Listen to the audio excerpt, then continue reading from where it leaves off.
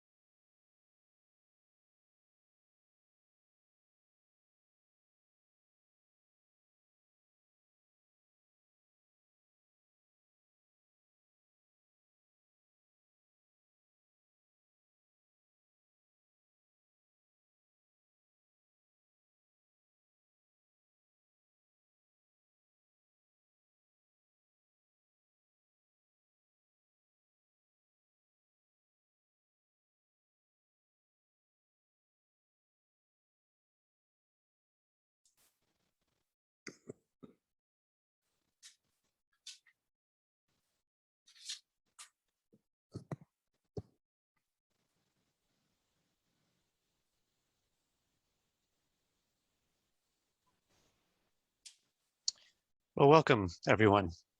Thank you all for joining this pre-COP26 briefing and preview of the VCMI roadmap hosted by the Voluntary Carbon Market Integrity Initiative.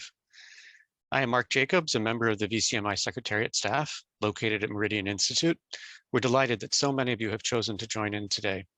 We welcome participants from a wide range of sectors and perspectives, as well as geographies. We appreciate everyone's interest in the work of VCMI. Some of you have been following VCMI since the spring and may have anticipated and participated in prior events or consultation processes. Others of you may be new to VCMI.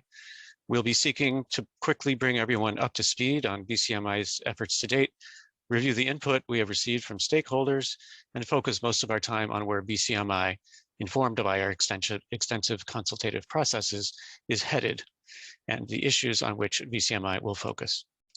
The overarching goal of the Voluntary Carbon Markets Integrity Initiative is to produce corporate claims guidance on high ambition voluntary use of carbon credits, emphasizing not only contributions to greenhouse gas mitigation, but also the vital social and environmental co-benefits that investments in carbon credits can support. We also are working with partners at UNDP and Climate Focus to support countries in developing VCM access strategies. Finally, VCMI recognizes that an insurance framework and institutional infrastructure is an essential component of this work. You will learn more about all of this shortly.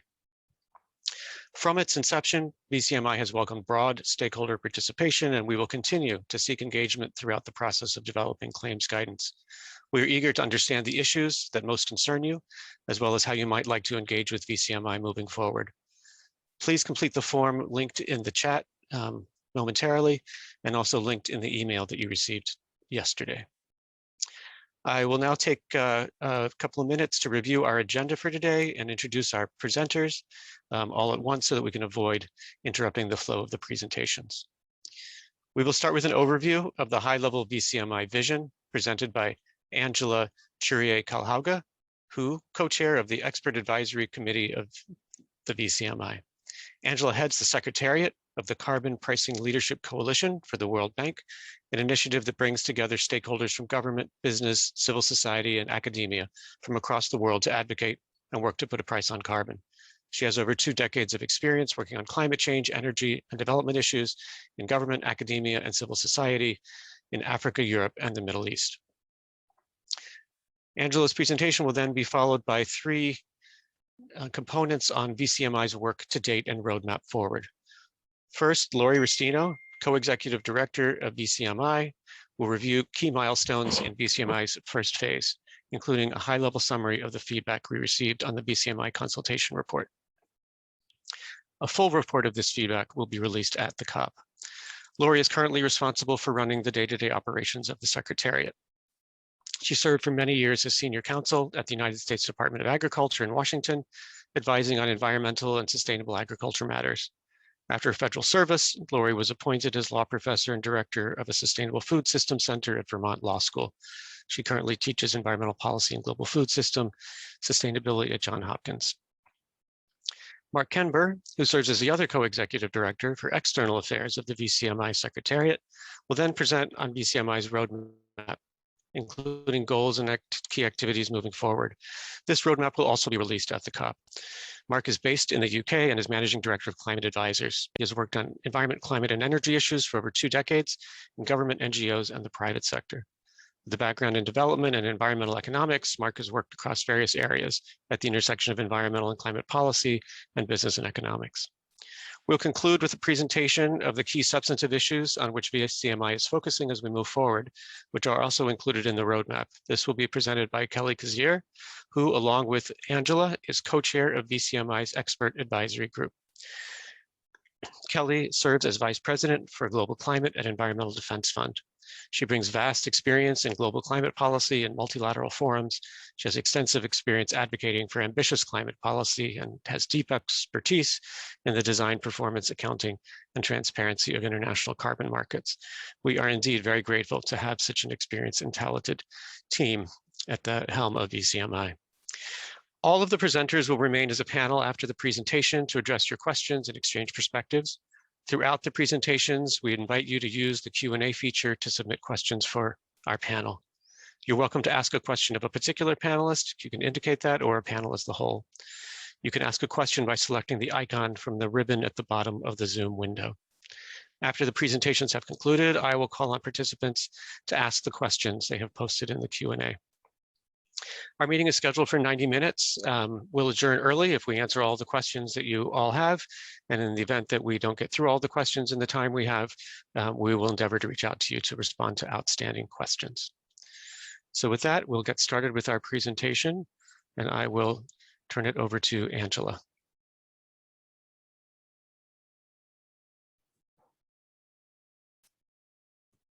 So good morning and good afternoon to all of you who have taken the time to join us today. So in the last year, we've seen a heightened attention to voluntary carbon markets. We've seen more and more companies and other non-state actors, whether it's at the national or subnational levels, setting ambitious targets. Now, as they further define their strategies to meet these targets, the role of carbon pricing, and in particular, the voluntary carbon market, is now taking central stage. Now, provided that the carbon credits generated by these markets are high quality, voluntary carbon markets can provide an opportunity to channel significant private sector finance into mitigating climate change, into protecting the environment and supporting sustainable livelihoods around the world. At the same time, at a time when we really need investment and finance. But as we know, in the absence of agreed global guidance and standards, integrity concerns will remain. Integrity is crucial to ensure that the use of voluntary carbon markets strengthens rather than undermines global action towards achieving the goals of the Paris Agreement. So the VCMI was set up to bring together stakeholders to develop a shared vision for how to ensure high integrity in the use of carbon credits for voluntary purposes, with a view to ensuring that these markets, voluntary markets, strengthen rather than undermine global action, and also contribute to sustainable development.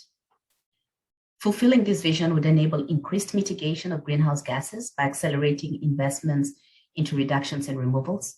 It would see more financing being channeled to climate action, especially in developing countries, thus enabling the achievement of their climate strategies as have been embodied in the NDCs. And furthermore, a credible voluntary carbon market would make important contributions to sustainable development by generating and sharing benefits more equitably. Other outcomes will include the possibility to increase contributions of non-state actors to global climate action, increasing their ambition beyond what their existing obligations may be. It could contribute to innovation and knowledge sharing, and ultimately would be a very important complement to international cooperation under the Paris Agreement, Article 6. So for us to realize this vision, we require deep collaboration among all stakeholders from the public, private sector, as well as civil society. And this indeed is what the VCMI sets out to do. Back to you, Mark.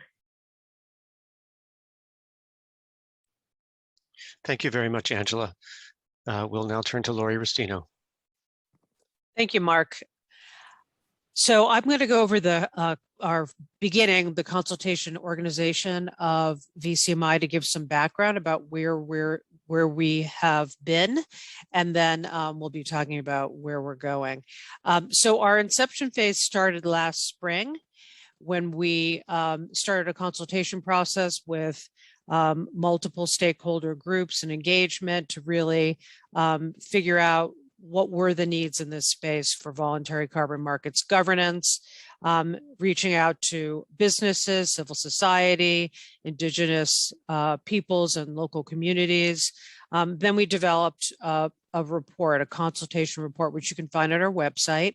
That was released in July of 29. Then we went through another really a shorter kind of feedback process where we asked for feedback from anybody who wanted to give us feedback on that report and some of our findings, some of our initial thoughts about what guidance might include, and some other issues that we also found are important, including access strategies, especially for countries from the global south, and then an overarching lens of equity.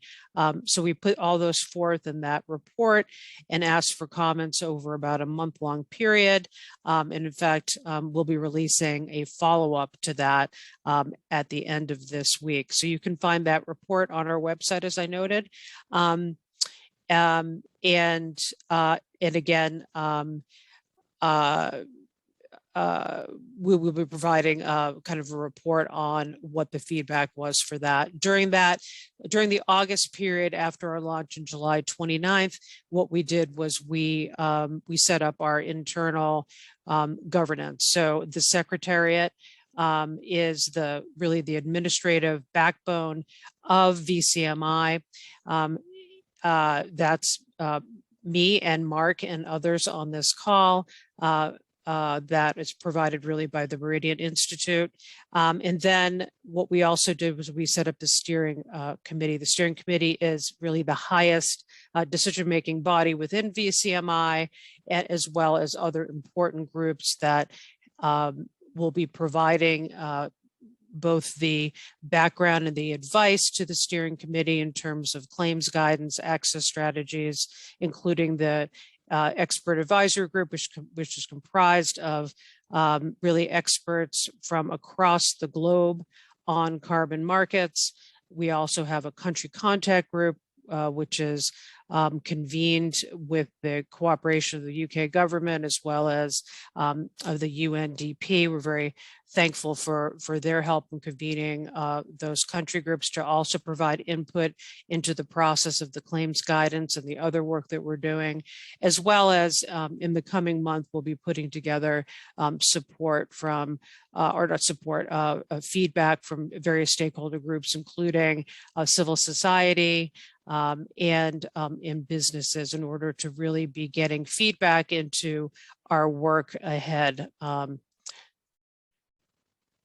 So based upon the work that we did in the summer, we came up with, or we developed from these various consultations, really 10 principles of VCMI: science-based action, comprehensive action, equity-oriented action, nature-positive action, rapid action, scaled-up action, transparent action, NDC-enabling action, consistent action, and 10, collective and predictable action. And again, you can find all this in our original consultation report. Overarchingly, our vision is that voluntary carbon markets will make a significant, measurable contribution to the transition of a global economy to that 1.5 C future, while promoting inclusive, sustainable development in line with the United Nations Sustainable Development Goals.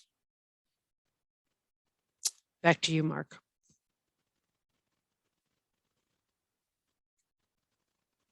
Oh, I'm sorry. So the consultation report feedback, just briefly, some key takeaways. We have broad agreement with VCM's vision and principles, ample and desired opportunity for VCMI to lead and collaborate, as well as a key need, capacity building, and attention to equity, both from the demand and the supply side, as well as specific input on various issues. Thank you very much, Lori. We now are going to be joined by Mark Kenber, who will provide an overview of the goals for VCMI moving forward. Thank you very much, Mark. As has been mentioned a few times already, we've published the results of our consultation, which you will be publishing in the next few days, which you'll see, and that has fed into our roadmap of the VCMI's work between now and the end of April next year, which is, I suppose, the second phase after our inception phase that took place in the first part of this year. And we've got sort of 3 sets of very clear goals that will be converted into outputs at the end of April next year. First, as has been mentioned several times already, we're going to be publishing clear guidance on how non-state actors in general, but corporates in particular, should make voluntary use of carbon credits in a way that is high integrity and high ambition. So many corporates, and I suspect some of those who are on the call today, but in the consultations we've had over the last few weeks, have said, one, we get told so many things about what we should and shouldn't do, when and how we should use them. We need some clear guidance. And where there is guidance, that guidance needs to be practical and operational. So our work, the report that we will be publishing in April next year, will attempt to fill both those gaps. One, a solid, comprehensive and consistent piece of guidance on how corporates should be using voluntary carbon credits and the claims they can make about them. And we're going to ensure that those are practical by working closely with potential users over the next 6 months to ensure that they are practical and operational and not just a nice brochure that sits on someone's shelf somewhere. Second bit of very important feedback we've had is going to that same issue, that it's not just producing another report on what claims should look like or what voluntary carbon market use should look like, but this needs to be backed up by an assurance mechanism or institutional governance framework that allows those claims to be verified and validated, that they can be tested, but equally importantly for those companies that do go above and beyond their own decarbonisation pathways and make use of voluntary carbon credits in a way that is high integrity, that is legitimate and is credible, that they are able to be distinguished from those who do not. And so therefore we'll be looking at what kind of possibly potentially regulation, or what kind of voluntary agreements, what kind of institutions are needed to provide assurance both to the users themselves, but the wider public, on what those claims mean, what they're underpinned by, and why they are legitimate. And then the third piece of work that will be, third output by April next year will be, as has been mentioned already, access strategies for countries. And so Angela alluded to this in her initial remarks, that the voluntary carbon market is going to serve its public purpose of going above and beyond decarbonisation efforts, above and beyond policy, but also supports countries, in particular developing countries, in channeling finance to their NDCs. Host countries or potential host country governments need to be able to define where that finance needs to flow, where it's most useful, ensure that they're not just losing, for want of a better phrase, their low-hanging fruit and left with much more complicated and expensive options for their NDCs, so that voluntary carbon market financing is going where it's most needed, as defined by both the governments and the local communities in those countries. So we are working on access strategies with particularly with developing countries, but in all countries, so that that VCM, high integrity VCM finance, flows where it's most needed. And cutting across all of that is the fourth part of this, which is making sure the voluntary carbon market supplements, complements, and adds on to the evolving international regulations. We all know that over the next 3 weeks, and we hope that there will be a resolution on the rules of the Article 6 mechanisms under the Paris Agreement. And in no circumstance should the voluntary carbon market be undermining that or seen as a low value, low integrity substitute. We need to make sure that the VCM complements, adds to, and that both sets of systems can learn from each other. And over time, we will see to what extent that they become part and parcel of the same system.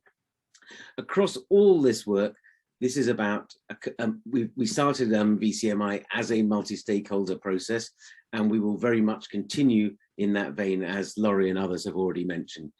The guidance we produce, the recommendations, will all be co-created. We have, as has been said, we have a steering committee and an expert advisory group that will be feeding in as we prepare these reports and these outputs, but they will be driven very much by the country contact group that we've already established, and similar engagement groups for the business community and civil society organizations, so that what comes out is co-owned and co-created by all the stakeholders, not just a few of us deciding to tell the world what it needs to do.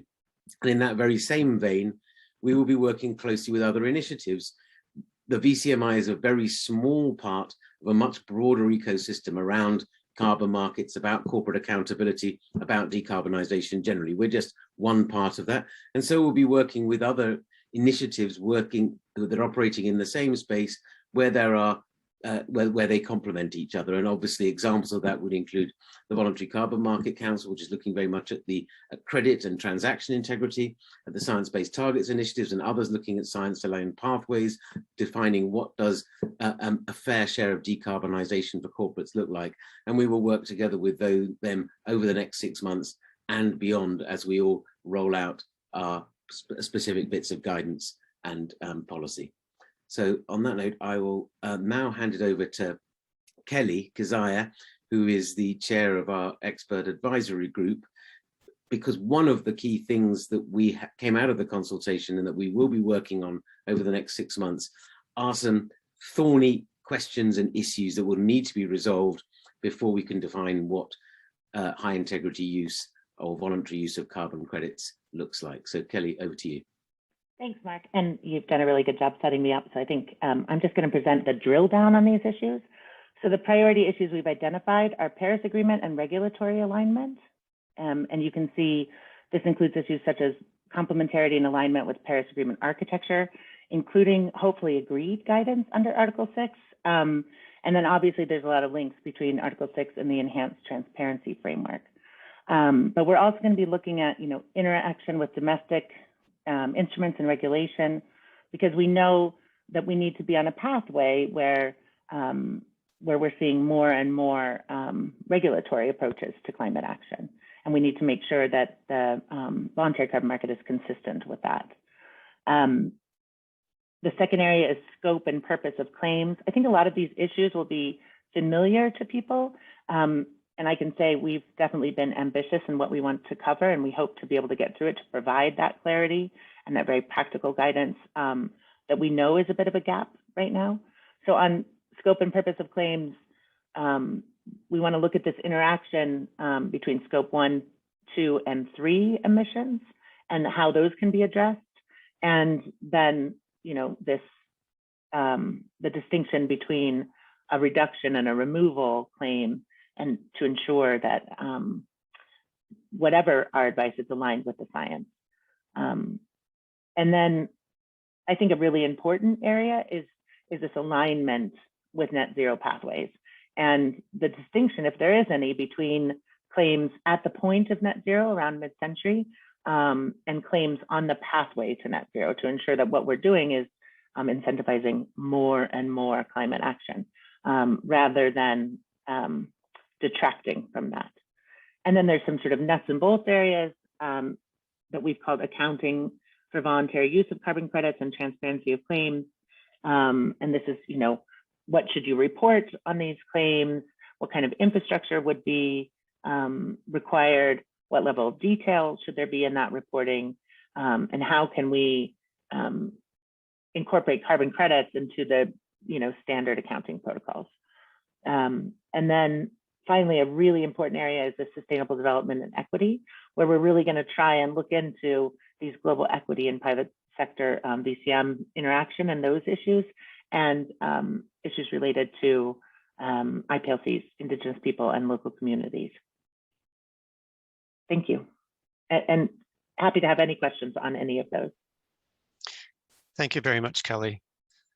And to the final slide, please, just a review of sort of the timing of all of this, and then we'll get into your questions.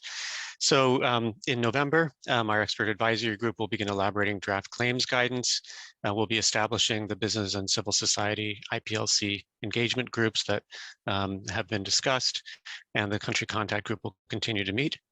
Then we'll have an intensive work period, December through February, where we will be bringing issues to the contact and engagement group based on the work of the expert advisory group and the kind of input that is sought, and the preparation of VCM access strategies will continue. In February and March, we'll begin to finalize draft claims guidance, draft recommendations on governance and reassurance, and we'll have consultation again on actual draft guidance with contact and engagement groups and additional stakeholders. And we anticipate in April, we will publish the guidance, the recommendations on the insurance infrastructure and the access strategies. So thank you all for your kind attention to a great deal of information that's just been shared with you. We will begin to take some questions here, and I see we've got a question. First, we'll take Ed's question, and then we'll take Sajidin's question. Ed, go ahead.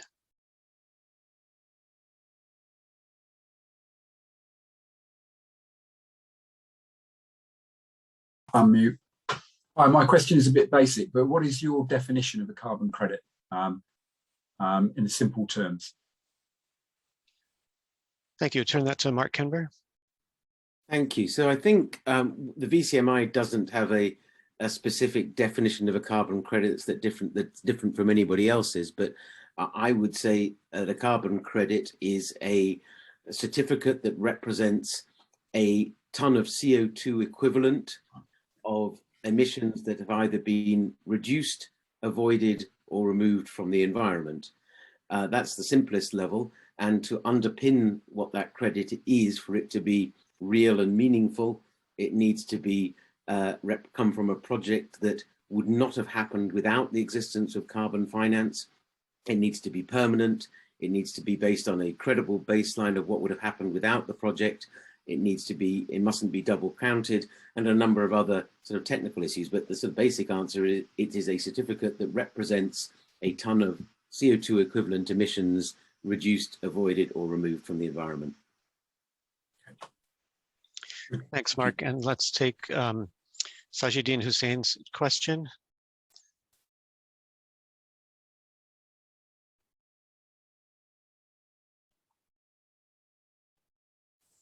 Go ahead, Sajidin. Yeah, my question was mainly on the difference between voluntary carbon market and the certified emission reduction markets. And I was not sure what are the other types of certified emission reduction markets which can be explored. Mark, perhaps you'll take that one as well. I'm happy to. I think Kelly can probably jump in and add to it. I mean, certified emission reductions is a specific type of carbon credit generated by projects under the clean development mechanism of the Kyoto Protocol. And as you may well be aware, there's a debate at the moment, and which will come to a head in Glasgow in the next couple of weeks, as to what extent those certified emission reductions from the previous CDM can be used to meet future commitments and in future trading schemes. So where there's an overlap is there are some companies that, in making voluntary commitments around the use of carbon markets, have used certified emission reductions to meet those targets. And they could use either certified emission reductions, or they could use units that came from one of the 3 or 4 voluntary carbon market standards, such as the verified carbon standard, the gold standard, and others. But they are separate types of units that come out of different frameworks. Kelly, do you want to add to that? Yeah, and I was going to group it with Peter Miles' question, but I think it's a really good question because I think the lines have become more blurred than they used to be. So it used to be that we had, units certified by government or groups of government, and Mark's given the example of the CDM, where it was a UN body that certified those credits, or you had credits generated by governments. And then separate to that, you had these voluntary standard setting bodies that would certify credits. And so that's how we used to distinguish between sort of compliance, government certified, or voluntary, certified by non-government organization standard setting bodies. Mark was actually part of setting up a couple of those. So he's really very familiar with those. But I think now the distinction has become more about the use rather than the generation, right? We've seen this flip. So now I think when we talk about voluntary credits, it's really credits being used towards voluntary goals. And compliance credits are now more credits being used for compliance purposes, to comply with regulation. So you have in California, they're using these voluntary standard setting bodies, but have credits, specific credits that can be used for compliance purposes in the California ETS. The CORSIA, the carbon offsetting reduction scheme for international aviation, also allows credits certified by voluntary standards to be used for those compliance obligations set by the UN for airlines. So I think that's really become the distinction. And then I was gonna, because Peter Miles asked about the voluntary standards, maybe that's a good lead on. But Mark, do you wanna? Sure, Peter, may you let's unmute you so you can ask your question.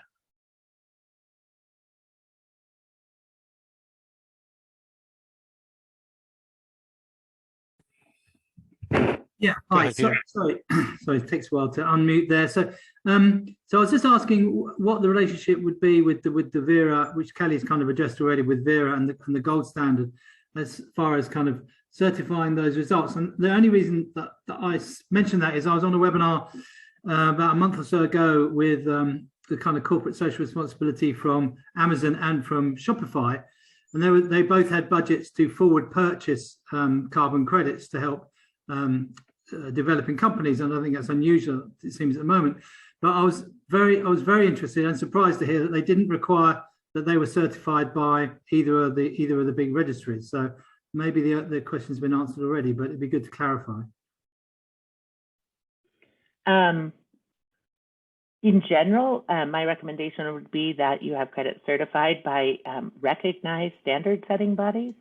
I think we can certainly address that in the claims guidance. I'm looking to Mark and Angela, they're both nodding.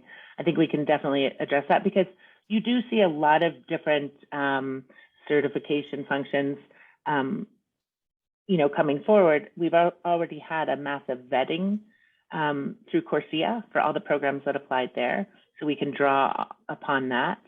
And we have the major standard setting bodies represented on the EAG so that they can be part of that discussion.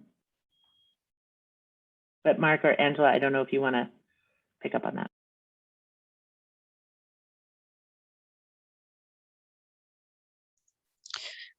So we'll go to our next question from Nicola Peel. And maybe the panelists can let me know if you'd like to respond to this. Go ahead, Nicola.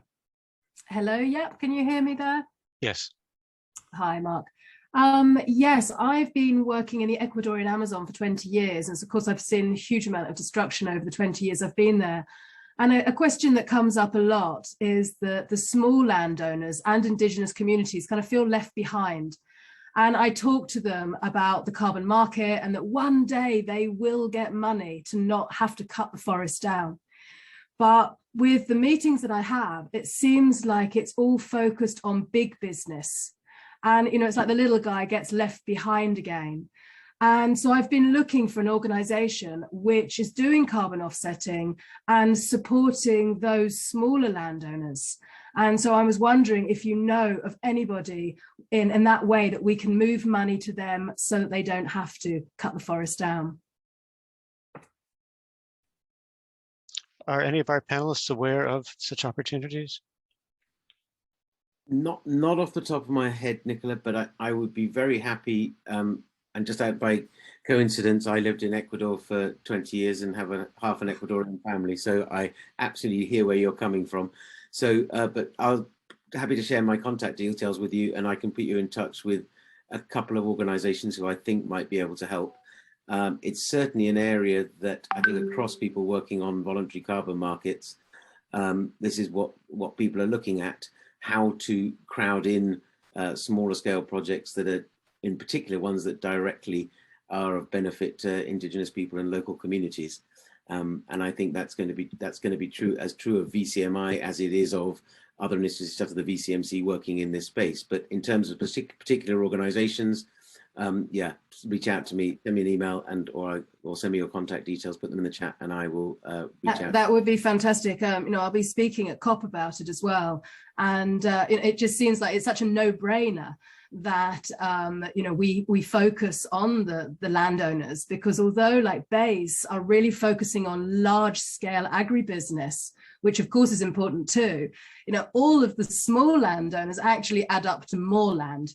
And so it seems to kind of be this oversight where so much money is being put into reforestation and tree planting, and rather than actually protecting what we already have. So yeah, if anybody can help with that, that would be great. Thank you. May I ask Jamie Goldman to ask your question?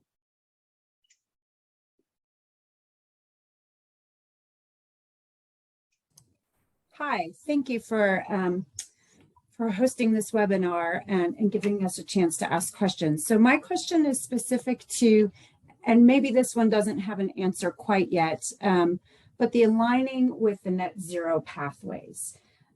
There's a lot of variation around standards and initiatives as far as the role of carbon credits and removals to the path to net zero. And I'm just curious if you all have thought about how that fits in for your VCMI guidance. So, for example, SBTI standards have expressed carbon credits as additional to the pathway, so, beyond value chain, and have given very little guidance around types of removals that can be used for unabated emissions. And so I'm just curious where you all are heading with that. Angela, might I direct that to you? Thank you, and thank you, Jamie, for the question. This is a question that we are still looking at in the context of the VCMI. But one of the things, of course, that we are doing is drawing from different processes and trying to understand what different initiatives have done. From the vantage point of where I come from, which is the CPLC, we just finished some work with a number of stakeholders, and the sense was that, of course, as countries approaching net zero, the use of emission credits must necessarily decrease, and the use of any carbon credits in the pathway to zero have to be those that have a high quality and have the integrity so that they are really contributing to an effective reduction. However, as the closer we come to zero, the focus will then shift much more to more removal credits. And again, similarly in this context, looking for those that have a high credibility and a high impact. But as we say, this is a question that is still on the table. We are looking at how different initiatives have approached this, looking also at how to ensure leveraging the maximum potential of the voluntary market, but again, with a big focus on ensuring that integrity is maintained throughout the process, regardless of what the final outcome is. Thanks, Angela. Maybe this would be a good time to ask Kelly and Mark Kenber to address the question in the chat about the Task Force for Scaling Voluntary Carbon Markets. Well, let me take a start. As I think, is this the question from Chris or the comment from Chris in the chat? Yes. As he mentions, both Kelly and I, in slightly different guises, are on the board of the Voluntary Carbon Market Council, the successor to the TSVCM. Kelly is a representative of EDF as a founding sponsor, and I'm there as an independent member of the board of directors. And I think beyond that, both Kelly and I spent a lot of time over the summer working on some of the governance issues, which I personally believe are as relevant to the TSVCM, VCMC as they are to VCMI.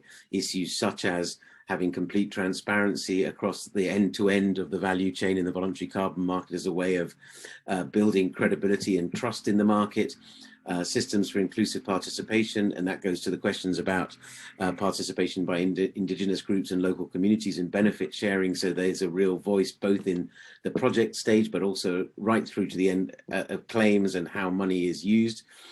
The VCMC is working on areas that are very complementary to what VCMI is doing, looking at what is a meta standard or an across the board standard, and this goes to the point about gold standard and Vera and others. What is a standard that can apply across the board so all users know that a standard that meets the core carbon principles is of absolute high integrity and therefore feel confident using it, and also integrity at the transaction level. And the VCMC and VCMI are separate but very complementary initiatives, and as you can see, because there's quite a lot of cross-pollination in terms of people, we certainly hope and expect that much of the guidance that comes out will be compatible, consistent and coherent and complement each other. Yeah, I would disagree with that. I think we're all best served by ensuring that we're coherent and complementary, and I think I, for one, am very grateful to be involved in both initiatives because we can, and actually in the net zero initiative that Angela spoke to, it's just all bringing us more information and bringing us closer to the kind of guidance and governance that we need. In TSVCM, obviously, like in my role as EAG co-chair, we're going to be looking a lot at the claims guidance. On TSVCM, what I'm most looking forward to is that sort of review of the methodologies that's being undertaken by some pretty impressive carbon market experts. And I'm really excited to see the results of that review and how we manage it in the board. So I think both really important pieces of work, and for all the reasons Mark said, also can be very, very complementary. Thank you, Kelly and Mark. I'm going to read the next question, because there's some background noise that the asker Tasneem has indicated. So this will be, I think, directed to Angela first. How do you ensure no double counting? For example, an institution that generates greenhouse gas certificates and carbon credits. And two, will this voluntary carbon reduction projects eligible for credits always be relevant to developing markets only, or marginalized communities in developed markets as well?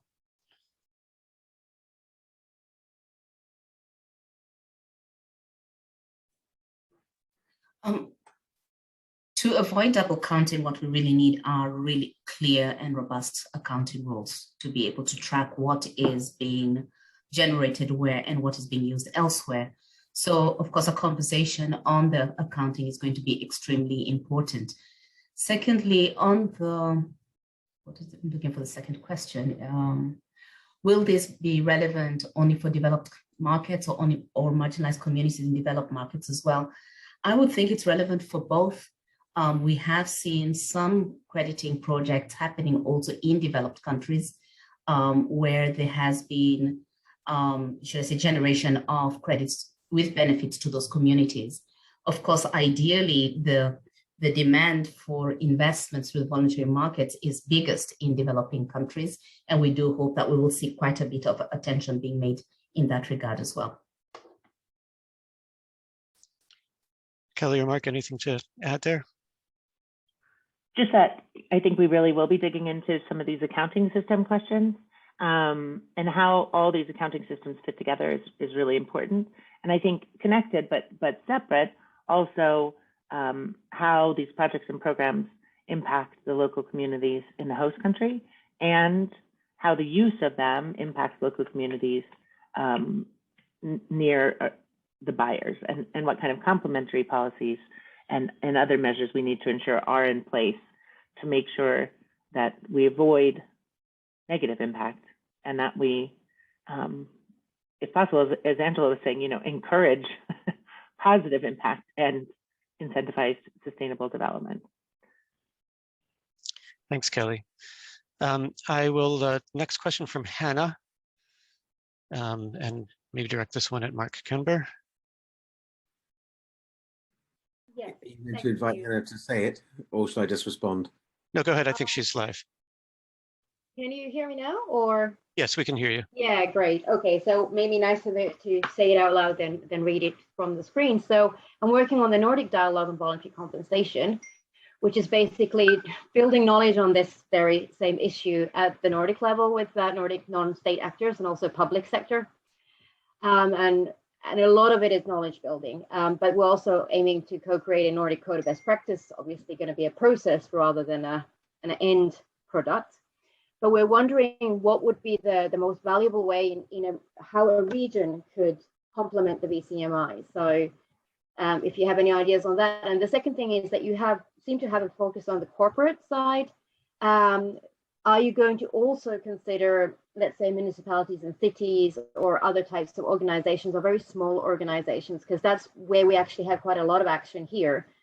But then the SBTI doesn't really apply. So those were my questions. Thank you. So shall I start off on that? I think, Hannah, thanks for that question and also for the work that you're doing. I think we would absolutely want to ensure that any guidance around voluntary use of carbon credits and associated claims is consistent. And therefore, I don't know whether you're going to be at COP or not, but we could meet there, or very happy to have a conversation before or after COP. And I think to the extent that we can pool knowledge, pool ideas, and end up with something that is coherent and consistent for all potential users, that would be a great outcome. And one of the reasons VCMI was established was because in our consultations, people from all sectors said to us, we don't know, as I said in my presentation, we don't quite know which standard to follow, how we should define our claims, and we want to have something that is based on broad support from all constituencies, provides that coherence. In terms of whether it's just corporates, I think I've mentioned corporates in particular because that's where a lot of the demand for our work comes from, but this is not exclusive to corporates. And in the roadmap, I think, and in other documents, we've referred to non-state actors more generally, and we would hope that our guidance, if can be used by all non-state actors who are using in some way, making voluntary use of carbon credits in some way to meet their climate targets. I'm not knowledgeable enough on the municipal level about municipalities and how they set their science-based targets. As I think you said in your question, the SBTI doesn't deal with that, but maybe Kelly or Angela, you know of others and how we might be incorporating guidance for non-corporate NSAs into our work. Angela or Kelly, would you like to add about the non-corporates?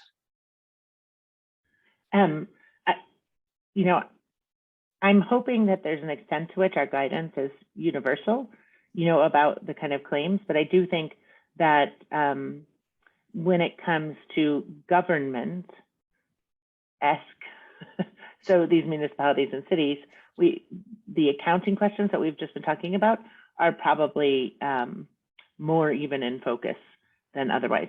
So Hannah, I would love to talk to you further about that at the COP. So, there's a large extent to which, we hope that the claims guidance will be universal for those that want to use credits for voluntary purposes.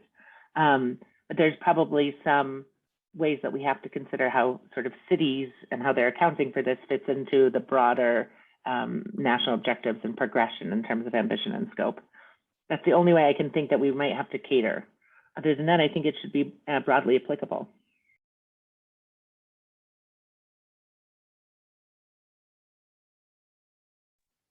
Right, thank you. We have a question from Jose.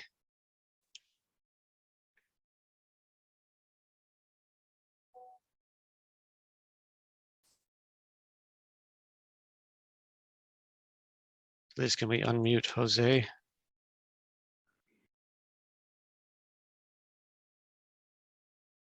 Jose, go ahead.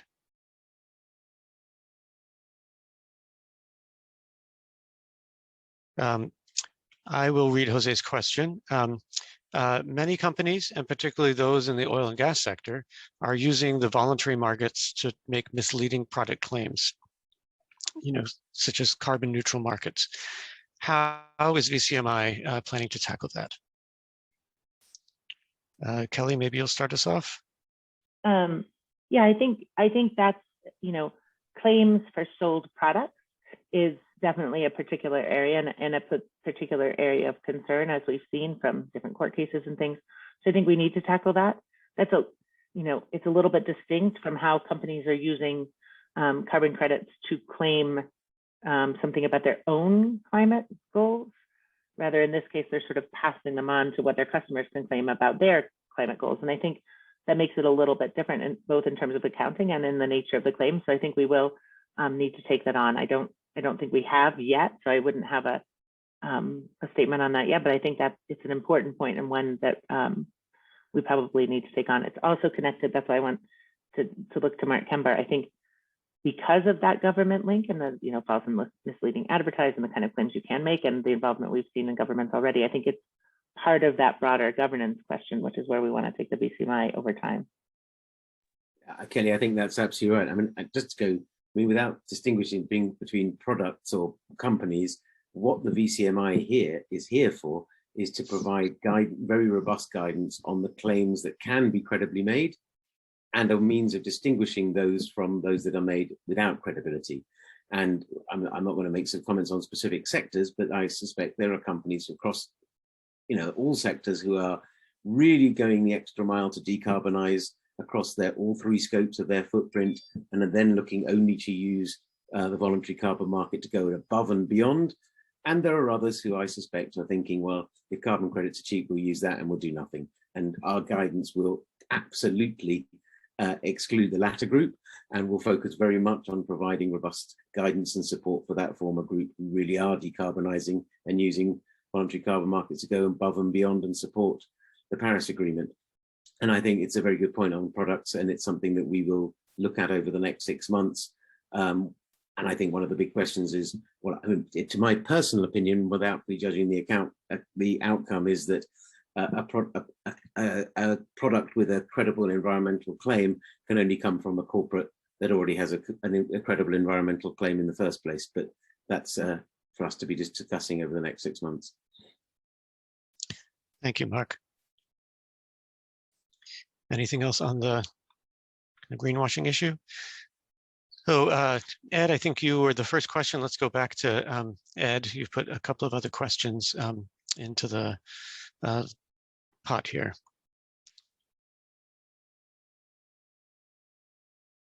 Go ahead, Ed. Okay.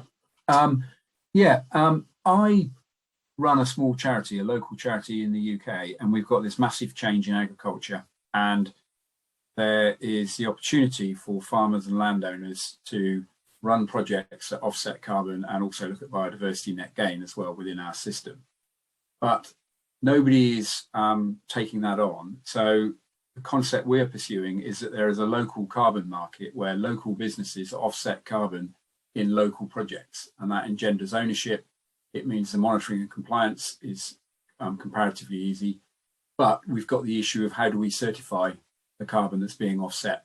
So do you think a small local organisation that's well run will be able to have a certification regime for their local market in these early stages, or is that not going to be viable? If that makes sense. We're all looking at each other a bit here. I mean, yeah. I think that the challenge is that, the way you framed it, it's absolutely obvious that we would like to have something that enables, and this goes back to the question that Nicola asked earlier about groups in the Ecuadorian Amazon. How do you enable certification and validation, auditing of projects that are small, probably where those transaction costs become so high that it's difficult for the project to go ahead if it's using a large international validation or verification body. But at the same time, you need to balance that with, for numerous reasons, ensuring that the projects and the credits are independently verified to meet the standards of highest integrity. And in the middle of that is, as I said, the cost. And so I think that's something that I know that the different voluntary carbon standards are looking at. The TSVCM will be looking at it. It is looking at in terms of transactions and costs associated with them. But I think, as we all know, one of the reasons that we're here talking about high integrity, whether it be on the supply or the demand or any other part of the system, is because one of the problems that the market has had is a lack of trust, because it hasn't been transparent, because people have felt, justifiably or not, that some projects haven't met the grade, haven't been truly additional, haven't generated the additional benefits they should have done, and therefore there's strong requirements for independent third-party verification, free and prior informed consent by local stakeholders, which in your case I think is integral to the project. But it is something that is a challenge across the voluntary carbon market. In fact, across carbon markets in general, the smaller local projects.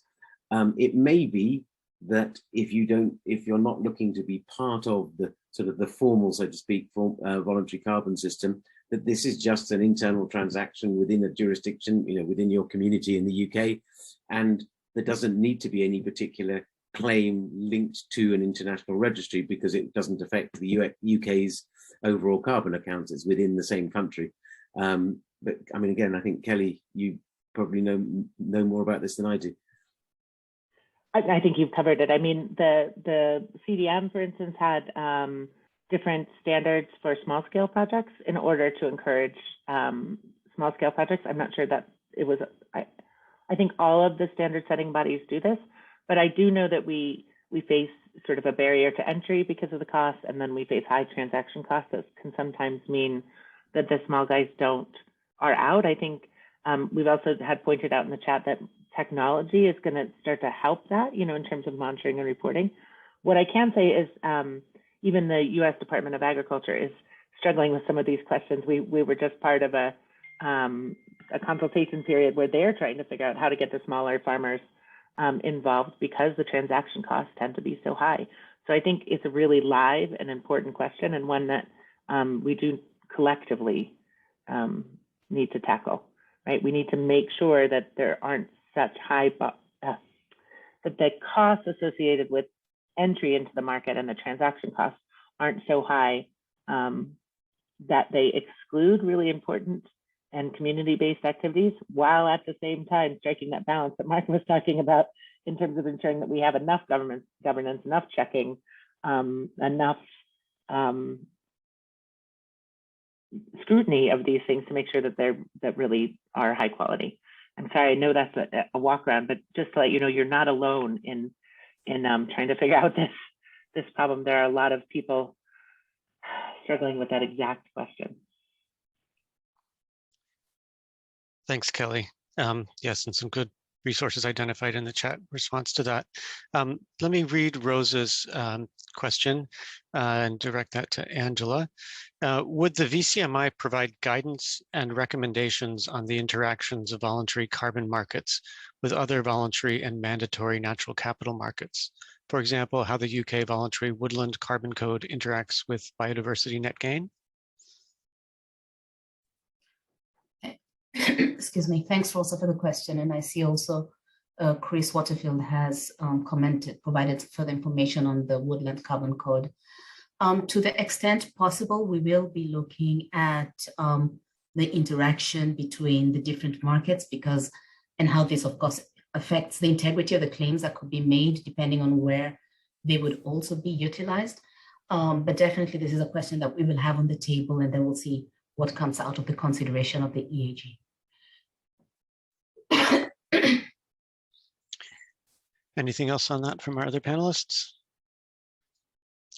Okay, I think that we have addressed all of the questions with the exception of one, which is how to participate moving forward. And so I will encourage you all, we'll put the link to the form again here in the chat. So we've got a form we'd like you to identify sort of which issues you're most interested in, and then we offer a few different ways in which we may be engaging people moving forward, and depending on the issue, and you can identify the ones you're most interested in. They include occasional roundtables to discuss and provide input on specific issues, opportunities to comment in writing on draft VCMI guidance, serving on one of the engagement groups, a small diverse engagement group that would have more regular and intensive engagement with VCMI, or other suggestions you might have about how you might like to be engaged. I want to thank everybody for your time and attention, your very good questions. Certainly, your questions will be helpful to us in our work as we move forward. And just want to wish those of you who are traveling to Glasgow for the COP safe travels and much success in achieving the outcomes on which the stability of our climate, the health and well-being of all of our people here on Earth, and the vitality of our ecosystems depend. Is there anything else anyone would like to add from our panel? Just a great thank you for being here today. Yes, I was going to say the same, and please do fill in the form and do get engaged, get involved with us. And as I said, we're looking to have something, produce outputs that are co-created and that really count on support from a whole wide range of stakeholders that are involved in voluntary carbon markets. So please fill in that form, get in touch. For those of you who ask specific questions of me, I put my email in the chat box. There's a lot of chat, so you may have to scroll up and down to find it, but please do get in touch. And thanks for joining us today. Thank you. And as we said, the success of the VCMI really depends on a broad participation of stakeholders, and we really hope that we can continue counting on you to share with us questions, views, documents, things that will help us enrich the work of the VCMI. Thanks. Thank you all. Good morning, good afternoon, and good night. Be well.